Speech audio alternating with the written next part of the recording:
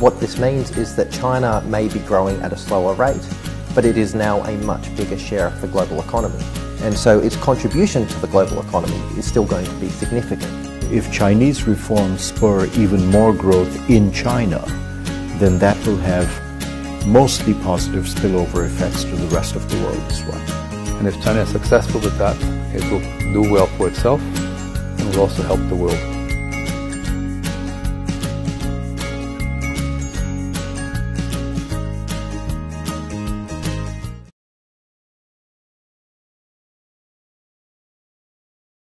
And what this means is that China may be growing at a slower rate, but it is now a much bigger share of the global economy. And so its contribution to the global economy is still going to be significant. And the contribution of Chinese growth to global growth will still be a high proportion. And so that is the central forecast. That's what you expect to see happening, is that a continuation of the trend that we've been seeing.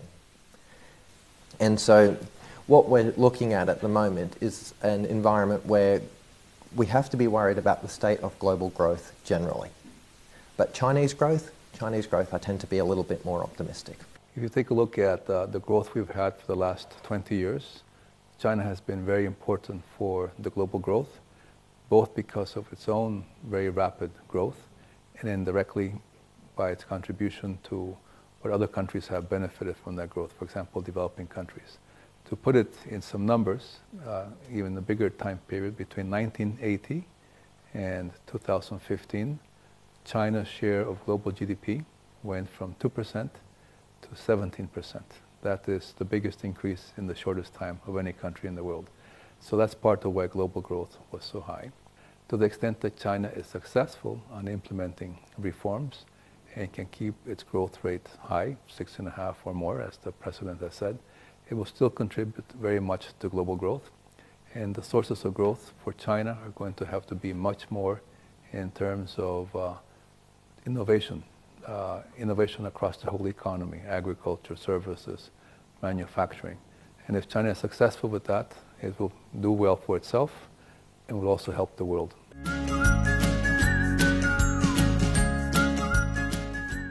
China's reforms will be hugely important, not just for China, especially for China, but for the rest of the world. China for some years has been the driver of global growth. It is the biggest country, obviously, in every metric imaginable.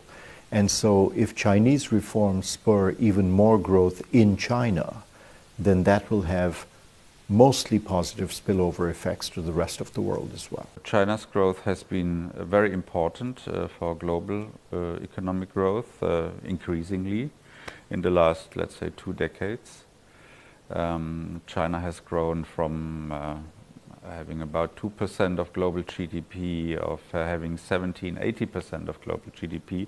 So any percentage of growth in China is contributing to global growth. But still, the structural change in China, which also means, for example, relocation of lower value-added industries to other countries, will influence the regional economy, the global economy, by Chinese investments, by Chinese capital exports. China is still a capital exporting country and will remain so for the foreseeable future.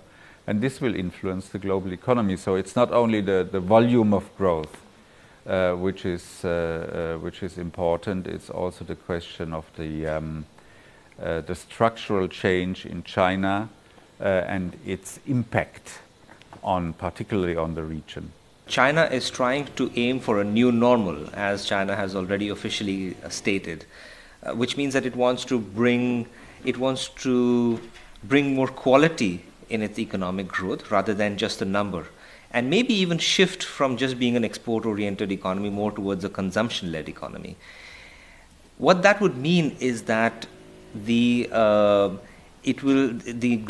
value chain and the manufacturing and the industry within China is going to change. It will also require that that there is more value-added industry, maybe even some services-related industries that are being hosted now in China. So if you shift towards a consumption, if China shifts towards a consumption-led economy and a services-led economy, it will require a different framework to engage with the world. We need a different kind of agreement, not just a free trade agreement in goods. We need free trade agreement in services, movement of professionals, more ability for other countries to set up offices here and to bring in people and for moving capital and money. And so there's many touch points that China's shift will have with the rest of the world.